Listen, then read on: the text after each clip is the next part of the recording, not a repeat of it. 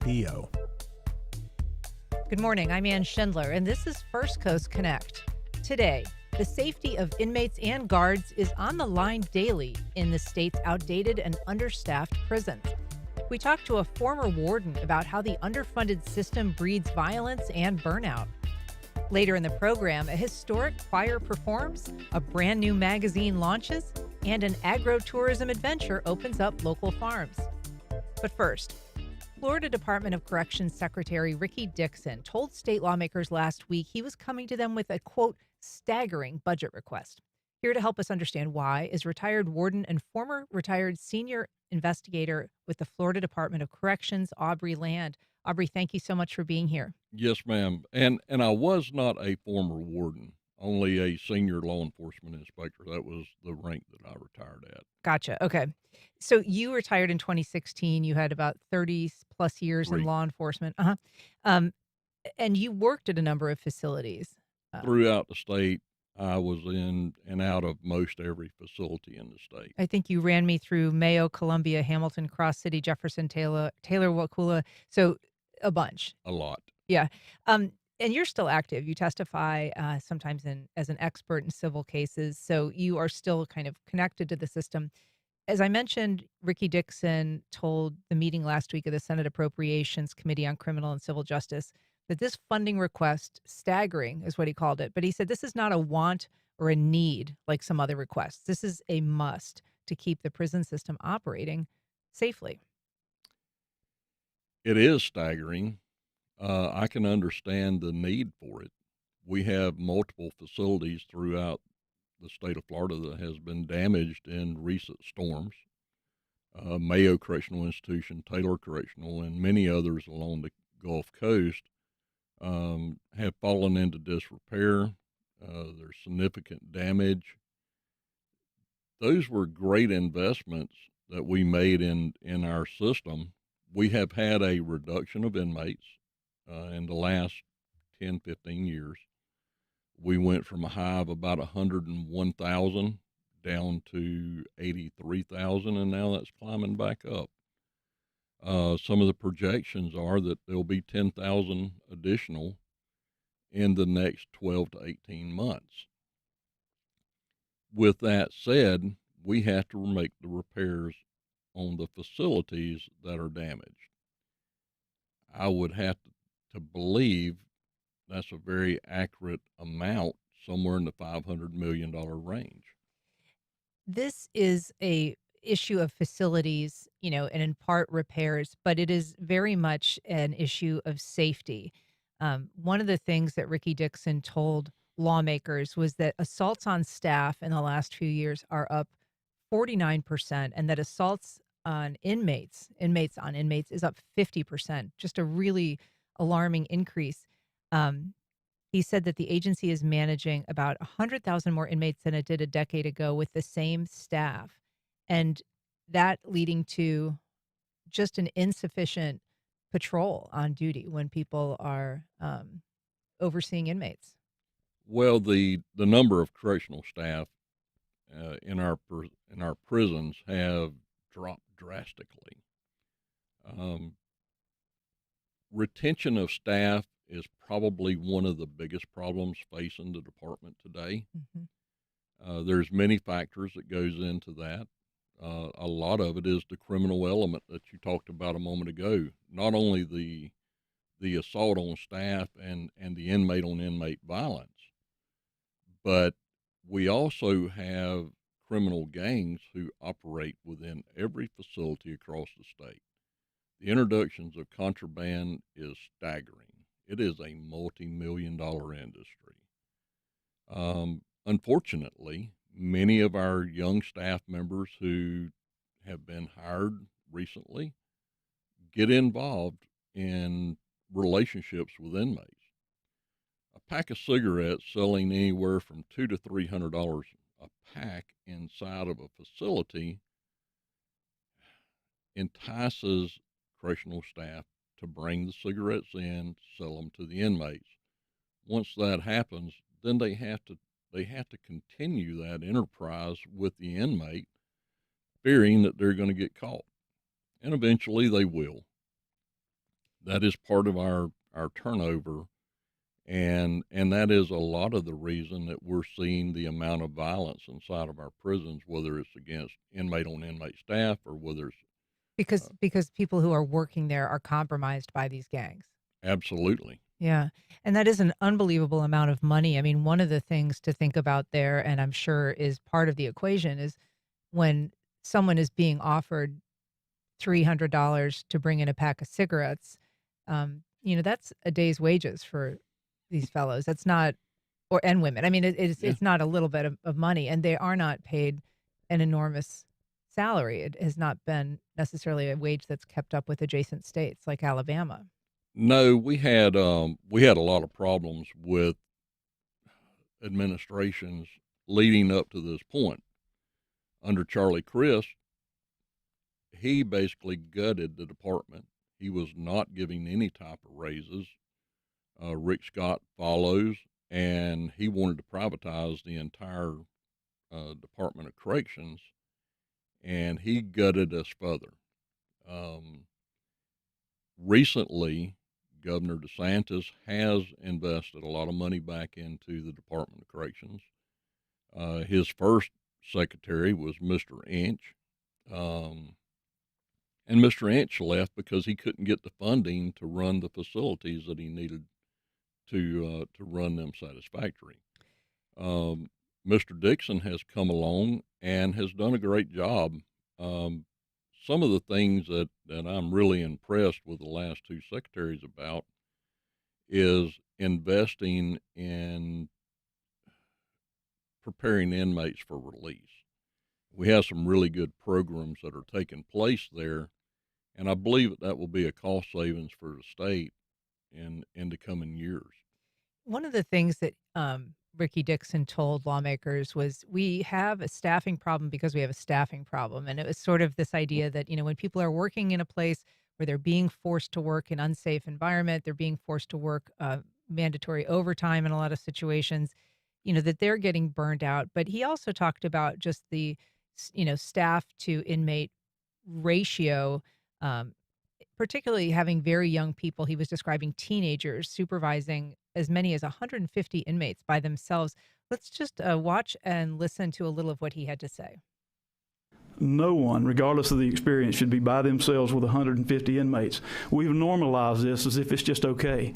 In other states, you may see 1 to 35, 1 to 40, and that's not good. But 1 to 150, and then to compound that by knowing that some of these individuals have less than a month, just a few weeks with us. So, the security of inmates is something that doesn't necessarily get people as riled up as the security of people who are overseeing them and guards. Um, there that is something that people do care about, but there was other ways that Ricky Dixon laid out how this is impacting even the general public. He described the vehicles that the Department of Corrections is driving inmates from facility to facility with. He said 65% of their vehicles are below the Department of Management Services standards in terms of mileage and age. And he said, quote, "We have dangerous individuals running up and down the interstate every day, breaking down on the side of the road and having to be offloaded." So he was describing something that was news to me, that that's something happening with that frequency where inmates are being transported and the buses or the vehicles that they're on are breaking down. That happens every day throughout the state of Florida. As a senior law enforcement inspector, I would be traveling around the state, and I cannot tell you the number of times that I would come up on a DOC vehicle that was broke down on the side of the road. You may have lifers inside that vehicle, maximum custody inmates, have two corrections officers in that van, and they're on the side of the road broke down with 12 inmates inside of it. And I have stopped many, many times and waited till we could get another bus there. The vehicle fleet that we have in the Florida Department of Corrections, I would venture to say if OSHA come in and checked them, they'd shut half of them down. They're horrible. And Mr. Dixon is absolutely correct. We need to upgrade our fleet. we need to upgrade our staffing levels. If you're just joining us, we are talking to former prison inspector Aubrey Land about the prison safety situation and a recent staggering funding request by the FDC secretary. You can join our conversation by giving us a call at 904-549-2937 or by emailing firstcoastconnect at wjct.org. We have a call from Mark on the South Side. Good morning, Mark. Go ahead. Hey, good morning. Mr. Lamb was talking about this just a moment ago about retention of correctional officers, the low pay, and how they may get somewhat enticed by bringing in contraband for the prisoners. But my question is, does coercion ever come into play where gangs may threaten a correctional officer's, family, friends, that kind of a thing, and basically coerce them into those bad actions? Thanks, Mark. Well, to answer Mark's question, I have never seen that. Now, I'm not saying that once a corrections officer has put themselves in that position, if they attempt to renege on the agreements or stop bringing in drugs, then yes, there is a lot of intimidation. You have outside gang members who can go anywhere and do most anything. So there is one case in the state. I'm not allowed to talk about it because there's still litigation related to it. But we know that resulted in death. So The death of a corrections officer yes, as like a retaliatory measure? I can't go into it very much, uh, but the officer was involved in criminal gang activity, bringing in contraband and other things of that nature, and then tried to stop and ended up dead. We've got a call from Stephen at the Beaches. Good morning, Stephen. Go ahead. Hi, good morning. I was wondering, are there any advocacy groups that you guys know of that are trying to help the prisons and change these conditions that I could perhaps get involved with? Stephen, thanks. Aubrey, I mean, I know Florida Cares is one big kind of prisoner advocacy organization that works on behalf of trying to, maybe help conditions or at least help people communicate about issues. Well, and there are some programs that allows volunteers, like chaplain services and stuff of that nature. The faith-based program has really been pushed in the last few years. The success rate of faith-based for inmates has been astronomical. The inmates who are completing these courses have a less likely chance of returning to custody once they're released. So yes, but it would normally be through the chaplain type services. One way that connects this issue to the general public that also came up during the discussion last week was the issue of roadside maintenance, which became, a big thing, kind of a success story that the state had for a while where inmates would help maintain roads, clean roads. That has largely ended. Ricky Dixon said that agreement with DOT is because they need every staff member in the facilities and they can't spare anybody to take inmates out on work crews and do that maintenance. And so he was saying, I don't think he brought it up, but a lawmaker did ask about it. And he was saying, that's one of the ways that we're no longer able to kind of turn this system into any use currently because we don't have the staff. It was a great program. We had work camps at every major institution. I think almost every work camp is currently closed. And it is because we do not have the manpower, like Mr. Dixon said, to supervise these work crews. Yeah. One thing that comes up a lot in conversations around the conditions in the prison is air conditioning. And that was something that, in fact, lawmakers last year, moved ahead on trying to get some air conditioning in some of the prisons that don't have it, which are many. The governor vetoed that. But interestingly, even the gentleman that spoke at the meeting last week representing employee unions said that's not what my people are concerned about. He said, sure, AC is nice, but Ricky Dixon said, first of all, it's not feasible in some of these facilities that don't even have windows that close, and so I mean, it's more than cost prohibitive. It's sort of moot. But the union representative said that the two calls that he gets are over the lack of sufficient pay and their safety concerns about not having enough staff working with them. That's what he hears about. He said nobody's talking about AC. I would venture to say that no correctional staff are complaining about the air conditioning. They need more pay, they need more time off, and they need more boots on the ground. That is the biggest concern for our correctional staff. Now, to address the air conditioning, we have some newer facilities that have been built that have climate control. It's not going to be to the comfort level that everybody would want, but they are better than some of the older facilities that have no air conditioning whatsoever. I would venture to say in coming years that we will be building more and more facilities or housing units that are climate controlled. Because of the staffing shortage, the governor a couple of years ago sent in the National Guard. It was seen as, kind of an emergency stopgap measure. That was in 2022. They were just pulled out this year. And, that came at no small cost to the taxpayer either.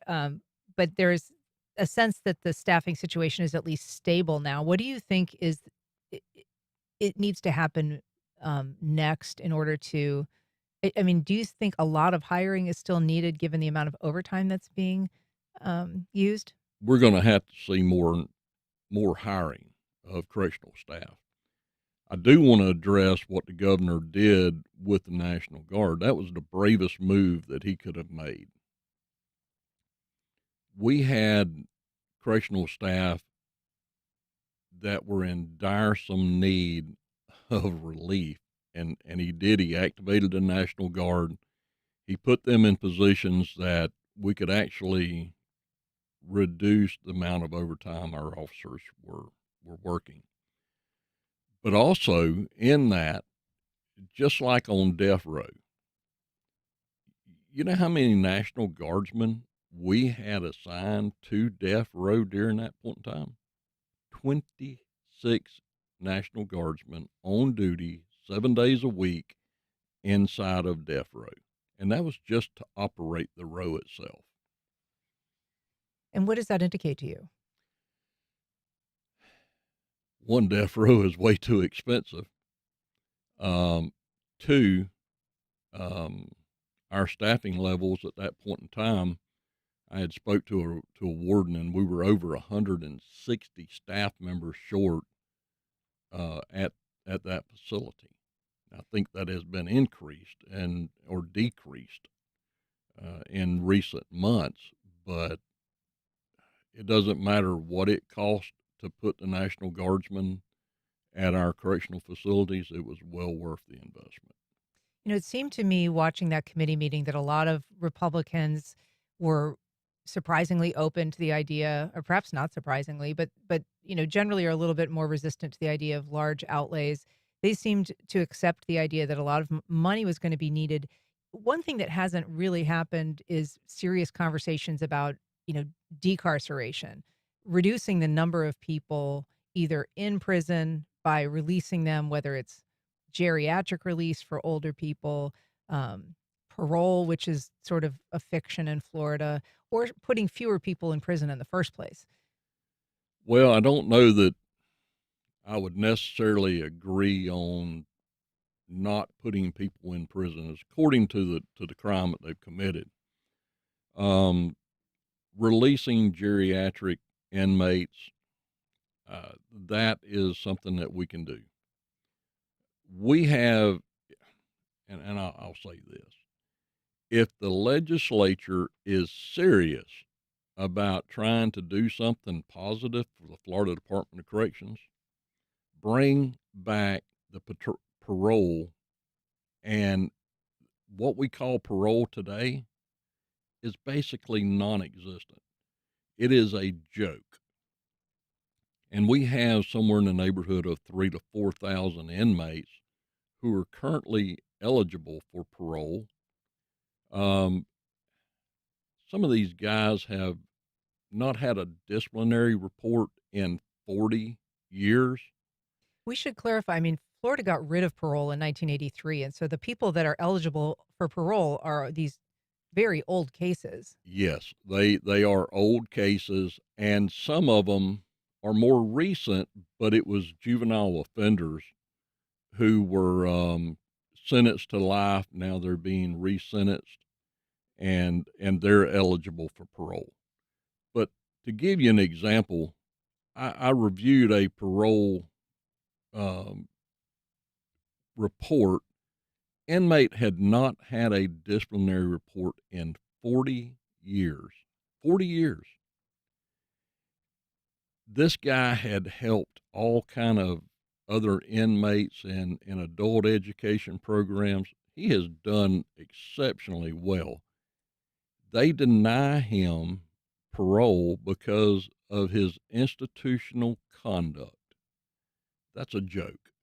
So to say that we have a parole commission that is reviewing cases, reviewing them fairly, that is a joke.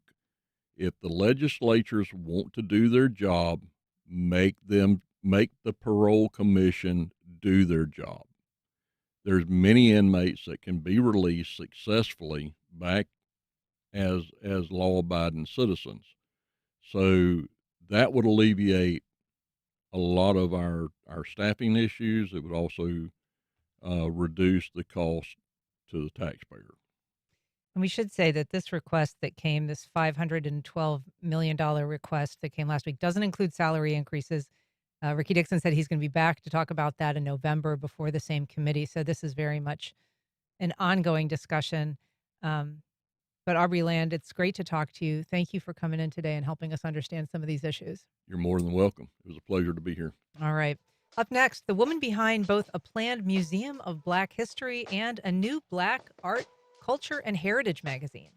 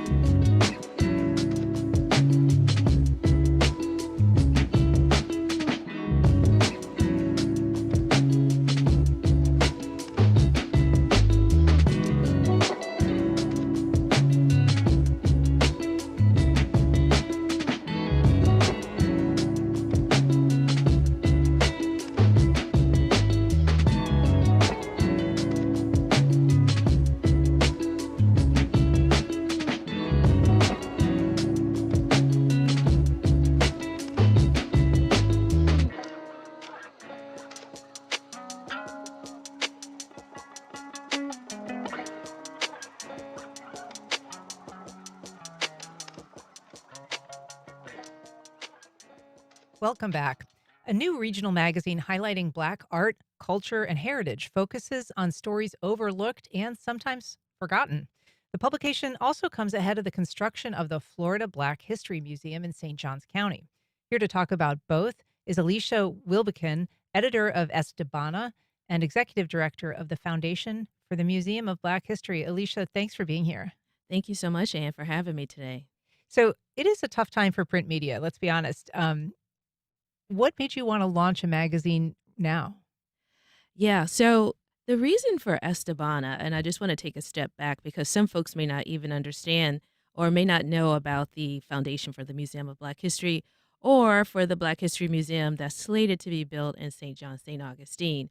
And so essentially, In 2023, when the governor put together a task force, a 9-person task force, it became important for him, um, for this task force to determine the location of a Black History museum. There were 13 submissions, and out of those 13, it was narrowed down to 3: Opelika, Eatonville, and St. John's, St. Augustine, and then there was one. And so that one was St. Augustine, St. John's. And so what we knew was that when people come to St. John's, St. Augustine, they come for history. History is very important across the state, and this museum will be a statewide museum. And why we decided to do print and digital was because we wanted to make sure that we could get the message out across the state about, as you mentioned, these untold stories.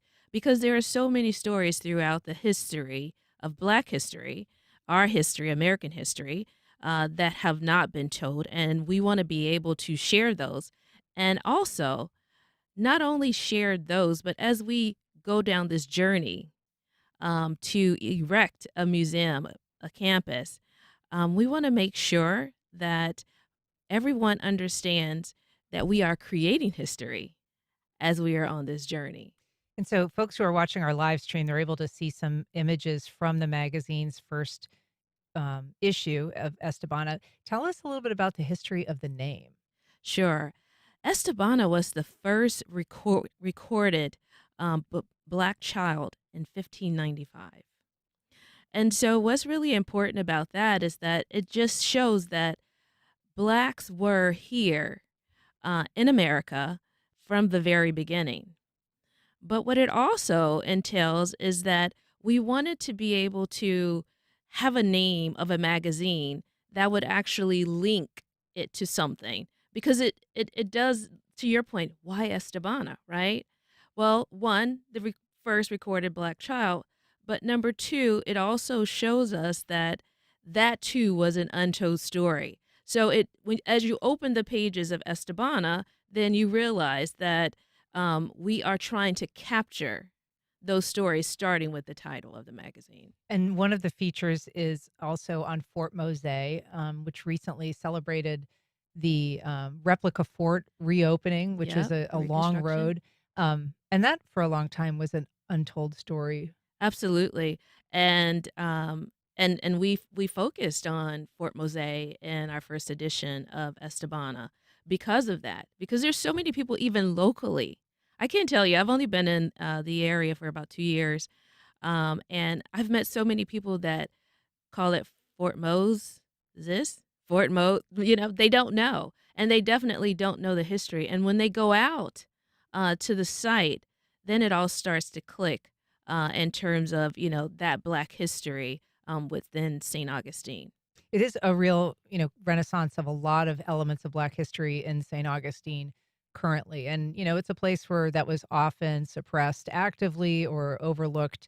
It includes a really, vibrant civil rights history, Yes. a very violent civil rights history that, I think only recently is something that the city started to publicly reckon with. Obviously, Fort Mose is a big part of it. So, between things like Fort Mose, the fort reopening, this new Black History Museum, how is all of that changing the narrative of Black history in St. Augustine?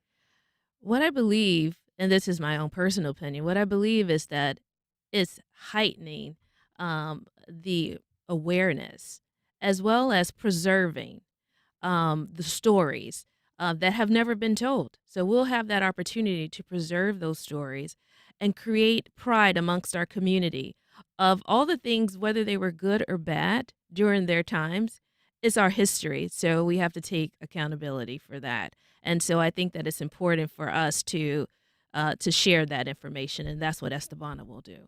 One of the features is on one of the Florida Highwaymen, which is this group of Black painters, a handful or so, that created this really vibrant artwork. The fellow that you talked to is Curtis Arnett, and if you're watching, you can see some of his incredible images that he painted, and that at the time some of these were created, were sold very cheaply, but now are worth many thousands of dollars. Yes, absolutely. And kudos for them. I mean, they were using whatever they could, and they were not able to be in galleries and museums and things of that nature back in the 50s. So that's why the name was coined, highwaymen. They were up and down the highway trying to sell their art.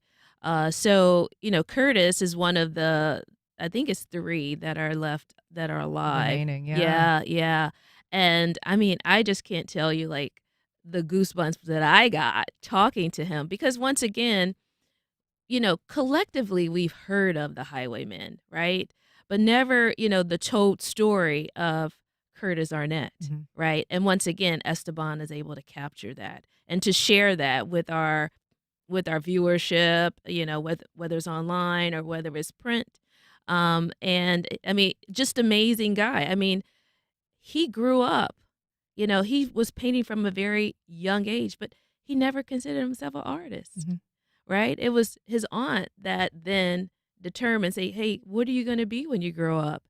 And he's like, I don't know. She said, yes, you do. You're going to be an artist. And that's exactly it. And for me, I'm not an artist. Let me just start there. But what I will say, when I was talking to Curtis, I could just feel the passion from him on, what he does and the joy it brings to him to provide art to us. Yeah. Yeah.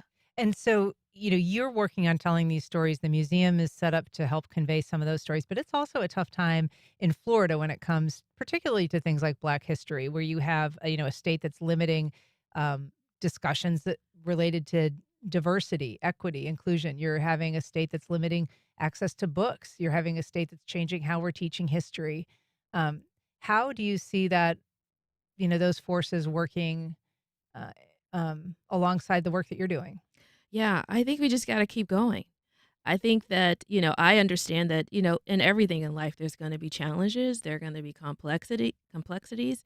But does that then stop what it is that you're trying to accomplish? And so, from my perspective, we've received a lot of support, whether it's local government and state government. Recently, we just got $1 million appropriation for St. Johns County for the planning, design, and engineering of the museum. So there is a lot of support for this. And so I think that we just have to keep going and not let the noise, as I call it, stop the cause. And just to be clear, I mean, there's been so much back and forth about where the museum will be in this kind of inter-town battle. Is St. Augustine, is that a done deal? Pretty much, yeah.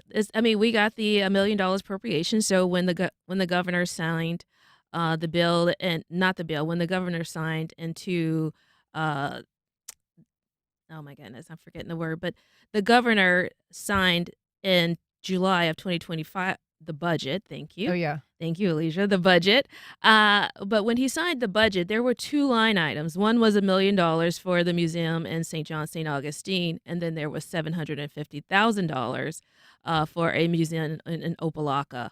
And so he vetoed the line item for Opelika and kept the line item for St. John, St. Augustine. Gotcha. Well, then it's in the money. Alicia Wilbekin, it's so nice to meet you. Thanks, and thanks for catching us up on your new project. Thank you so much for having me. Have All a right. great day. Up next, a decades-old world-class choir brings its talents to the First Coast.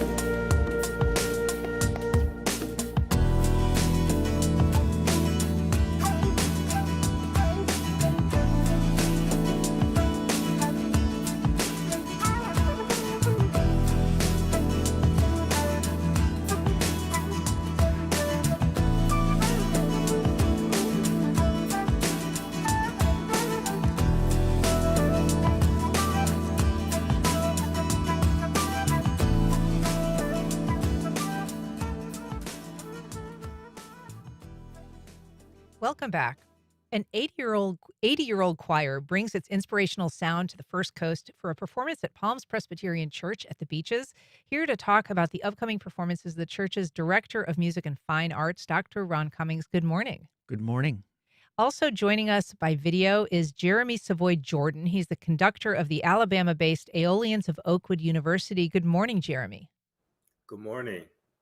So, Jeremy, the Aeolians have been around since 1946, and you can best tell us, but I mean, you perform a range of musical styles from classical, choral music to gospel to jazz. How do you, first of all, come up with this array of styles, and how do you manage to incorporate those into a cohesive sound? No, absolutely. We're fortunate at Oakwood University where we get the opportunity to just do many different styles and genres. We have a lot of alumni who have, come through this school that we're influenced by, such as like Whitley Phipps or Take Six, different names that people may have heard. And so that's just a little bit of part of our DNA. And we get the opportunity to work on these different things, to master them. We have wonderful teachers who are in our department who help the students in learning these different styles, as well as just the education that I've received from being an alumnus of Oakwood University as well too. It's things that we practice on and work on, just the different colors, the different timbres, and being able to put everything together and to be authentic when we perform, whether it's classical, whether it's Bach or Mozart, or doing Ralph Carmichael or Derek Johnson, or the many different composers that we have the opportunity to perform and to sing. And you're a young man, Jeremy, as a conductor for this group. How important is the history of the group to you? No, it's very important. Like I said before, I had the opportunity to go to Oakwood University. I was there from 2009 to 2013, and I had the wonderful privilege to be a part of the Aeolian. So it's something that's very special to me. It's something that means a lot. I'm the 15th director across our 80-year span. And so I get the opportunity to look at the people who've come before me, to be able to see a lot of the things that they've done, to see the many different students who've come through this group. And it's just important for me to keep that tradition going, to be able to build upon that and to keep that legacy alive. Ron, the Palms Presbyterian Church, the Fine Arts series is a big part of what it does and its identity. You've featured, the Vienna Boys Choir in the past, Chanticleer. You've had a lot of really powerful and well-known groups come through. Can you explain, how that fits into your mission as a church and a spiritual center? The whole idea behind the Fine Arts series is to open our doors to welcome the community in and share great music with the Jacksonville community, with the wider community, outside of our church walls. And especially important is that all of our concerts are free. So we see it as a hospitality thing, and we see it as a sharing thing and welcoming thing. And bringing the Aeolians is a big deal. They have not been to the Beaches before. Correct. They have sung in Jacksonville before. It's been a while, but they have never sung at the Beaches, and we're very excited. The Aeolians it's our first concert of the season, and it is November 15th. And so we're very excited to have them here for the first time. What is it? Tell us, what is your pitch on the Aeolians? What will people get out of attending? Well, the Aeolians, I've had my eye on this group for quite a long time. I wanted to bring them to Jacksonville. In the choral world, the Aeolians are well known. Oakwood University is a respected place. And the Aeolians are well known in the choral community, but they're not well known in the Jacksonville community. And so we wanted to bring this choir to Jacksonville. Our Fine Arts series has featured many of the great college choirs in the United States, the St. Olaf Choir, the Concordia Choir, the Nordic Choir, which is actually coming in February as part of our season. But we have never had the Aeolians, so we were very excited to have them come. And they're from Huntsville, Alabama. You have not seen them personally before, though. What are you most looking forward to? Or have I you? have I Okay. have heard the group before, Uh-huh. but I have never seen them live, Okay. and I've never met Jeremy before.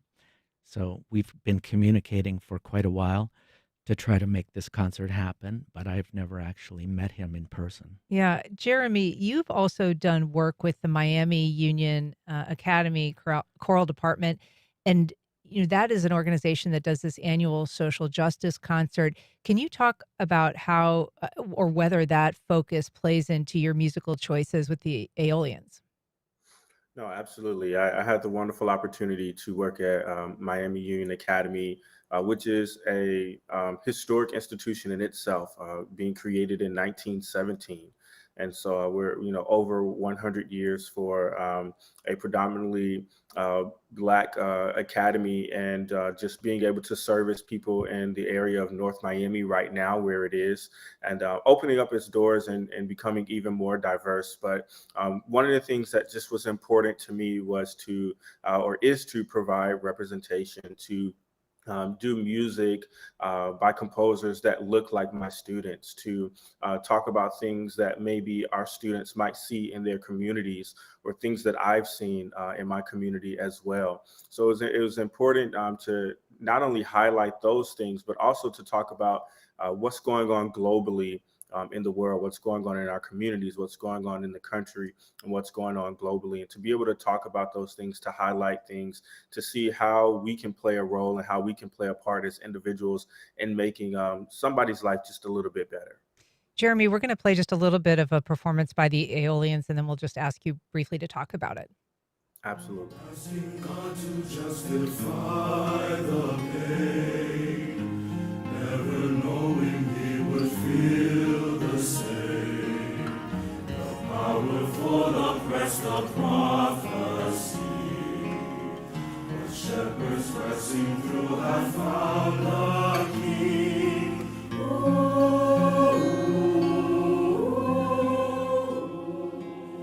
So, Jeremy, obviously a kind of a religious number there, but as we said, your range is really broad. Yes, absolutely. And that piece is Mothers and Shepherds, that you all had the opportunity and the chance to sing, to hear, arranged by John Stoddard. And we had the opportunity to record that. And it's actually on our Christmas album. We have a Christmas album that came out last year, and that piece is on there. The name of the album is Aeolians and Old Fashioned Christmas. So if you liked what you heard and you want to hear more, you'll be able to check that out on our album, which is on all streaming platforms. Well, the Aeolians of Oakwood University, they're performing Saturday, November 15th at 7:30 p.m., and they're also participating in the Sunday worship service at 8:30 and 11 a.m. Dr. Ron Cummings, Jeremy Savoy Jordan, thank you both so much for being here. Thank you so much. Thank you. All right. Up next, a chance to get your hands dirty at a pair of local farm tours.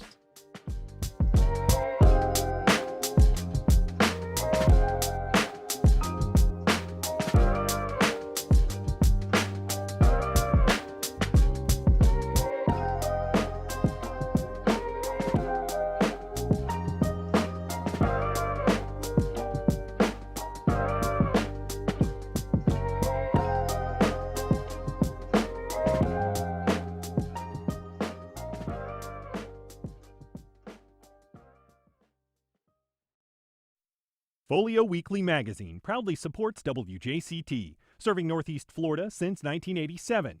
Folio, dedicated to delivering local stories and perspectives. Available at more than 650 locations, or visit folioweekly.com. Blue Star Families, supporting military families through connection, community, and local engagement. Constant moves and deployments are part of military life. A little community can go a long way. Learn more at bluestarfam.org/radio.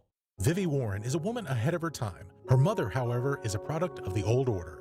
Exploiting it has earned Mrs. Warren a fortune, but at what cost? Real-life mother duo Imelda Staunton and Bessie Carter star in George Bernard Shaw's classic Mrs. Warren's Profession. Filmed live at the West End, this new production explores the clash between morality and independence, traditions, and progress. Wednesday, November 5th. Popcorn and cash bar available. Doors open at 6:30 p.m. Film starts at 7. Go to WJCT.org/film for tickets. In Israel, hostages have been reunited with their families. In Gaza, families are returning to their bombed-out communities. Uncertainty overshadows everyone. The question of Palestinian statehood, Hamas disarming, Israeli occupation of Gaza. The region has been at this point before. Is anything different this time around that could turn the pause into a lasting peace? That's on the next On Point. Today at 11 on WJCT News 89.9. Democrats and Republicans in Congress go on debating how to end a government shutdown. Both parties have an eye toward midterm elections a year away.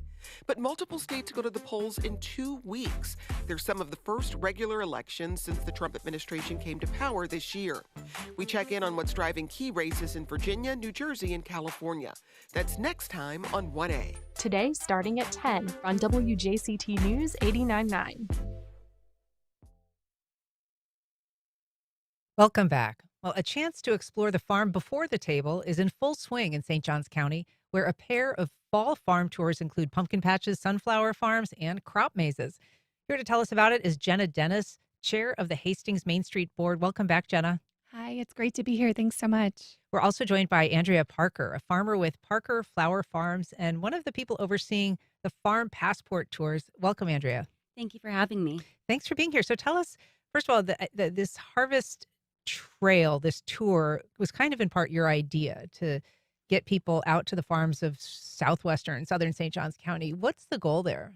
Yeah, so we have so many incredible farms out in St. Johns County, and a lot of people just don't know about them. They think about the beach, they think about downtown St. Augustine, but there's potato farms, there's pumpkin patches, there's sunflower farms, there are crop mazes. And so I wanted to find a way, me and other farmers in the area wanted to find a way to help cross-promote and collaborate together. And so this summer I was talking to another farmer, Amanda Wells, with Wesley Wells Farms, and we were just thinking through an idea that would help us to cross-promote each other and other farms and get people out to the farms in general. Yeah. And decided it would be really cool to do a passport type tour. So you'd have a brochure that has all the farms listed. We have 18 farms for the first season. When you visit the farms, you get a stamp for supporting them. And by supporting farms, you work towards prizes. So T-shirts, swag bags, a potential photo shoot, and a 3-day weekend stay at a beach resort. And so it's a really good way to get out, see all the different farms in St. Johns County, help support local, and also win some cool prizes. Yeah. And so that's this like ongoing farm tour. This goes almost to the end of November. It has already begun. And it is a self-guided tour, as you say, with this passport that can guide you. But Jenna, there's also this other component that's happening in a couple weeks in the 24th and the 25th of October, I guess. That's correct. So that is the Hastings Main Street component. And it also involves some of a farm tour. What's going on for that event? Yeah, so I've known Andrea through Hastings Main Street, and when they mentioned they wanted to do a farm tour, we said, oh, we're actually thinking about doing something similar, not of the same scope, but something that would kind of bring people in the community out to the farms, get them immersed, and educate them on all the different types of products that Hastings does produce. So we were excited to partner with them and help support what they were already doing, but collaborate on doing a one-day farm tour. And that's going to be Friday the 24th. And that we visit 5 farms, and each farm has a different product, and we get to kind of visit them and see their setup. And it ends at Aubrey Land Farms, which we will be doing a paella dinner as a fundraiser. So it's going to be a lot of fun. And then it launches our Fall Festival of Art this year. It's going to be Saturday. We close down all of Main Street, and it's a huge party. There's live music, vendors, food trucks. We also have a vintage tractor display that's going to be a lot of fun. And we've invited plein air artists to come out and paint all of the community, including the tractors. But one of our exciting things, too, is we have a lot of live artists that are going to be doing demonstrations, including R.L. Lewis, one of the original Highwaymen. We have Claire Kendrick, who is an amazing local watercolorist. And then we have Courtney Stanek, who is a muralist, and she's going to be doing a live art display on some of the buildings in town. A really special opportunity to see one of the original highwaymen and to, watch him do his work. So that's a great opportunity. Overall, what is the value of getting people familiar with the farms of southern Southwest St. Johns County? So I think there's a lot of value. I think educating people on, obviously where their food comes from, where a lot of the industry is in St. Johns County, but also really helping support our farmers through agritourism. That's a really important component for us. Yeah, and I mean, there's some things that I think are a natural draw, especially in the days of Instagram, like the sunflower farm. So that's something people can buy flowers, but they can also take pictures and tour and just learn a little bit more about the life cycle of those plants. Exactly. There's quite a few farms that have flowers right now. Our farm is one of them. We have 5 acres of sunflowers, and it really is just an incredible thing to walk down, having sunflowers surrounding you on all sides, and really get to enjoy the beauty of the farms in St. Johns County. And so, other than that, though, there are, as you said, there's pumpkin patches. There is a crop maze that's been going there, I think, at the Sykes Farm for a few years now. And 15 years, I believe. Oh, okay. Yeah. More than I thought. And so there really is a lot more attention on kind of the season and getting people to explore the agricultural side of the county during the fall. Absolutely. So you have, like you said, the crop mazes, pumpkin patches. We even have a new young farmer who has a farm stand doing eggs and homemade bread and things like that. That's Pastures of Piccolata. There's so many wonderful farms on the farm tour, and they're all listed on there, going from, like I said, pumpkin patches down to meat and eggs and sunflowers, and it's a really cool experience. All right. Well, we've got a link to the events on our website, but you can also find them at the Hastings Main Street event site and the farm tour website. Right? Yes, most of it's, I think, through hastingsfl.org. All right. So there's links to all the different pages. Excellent. Well, Jenna Davis, Andrea Parker, thank you so much for being here. Have a great festival. Great. Thank Thanks you. so much. And that's our program. Thank you for listening. If you have comments or questions, you can send either to First Coast Connect at WJCT.org. And if you missed anything, catch our rebroadcast tonight at 8 o'clock or find our entire archive on your favorite podcast platform. Join us tomorrow when we talk to acclaimed writer and environmental reporter Craig Pittman about his reading in Jacksonville this Friday. I'm Ann Schindler. You've been listening to First Coast Connect on WJCT News 89.9.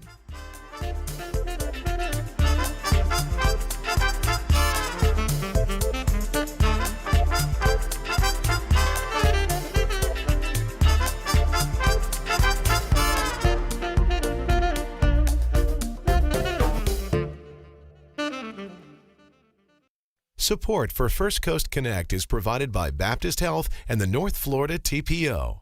The North Florida TPO is committed to shaping our transportation future. We're focused on planning, funding, clean fuels, and new technologies for a vibrant, connected community. Learn more at northfloridatpo.com.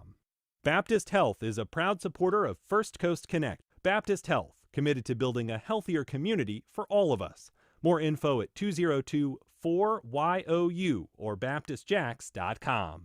10 Across presents Convergence, October 22nd and 23rd at the Hyatt Riverfront in Jacksonville. Leaders will discuss infrastructure, climate, and insurability. Features a conversation with Mayor Deegan. Registration at 10across.org/events. That's 10across.org/events. This is WJCT News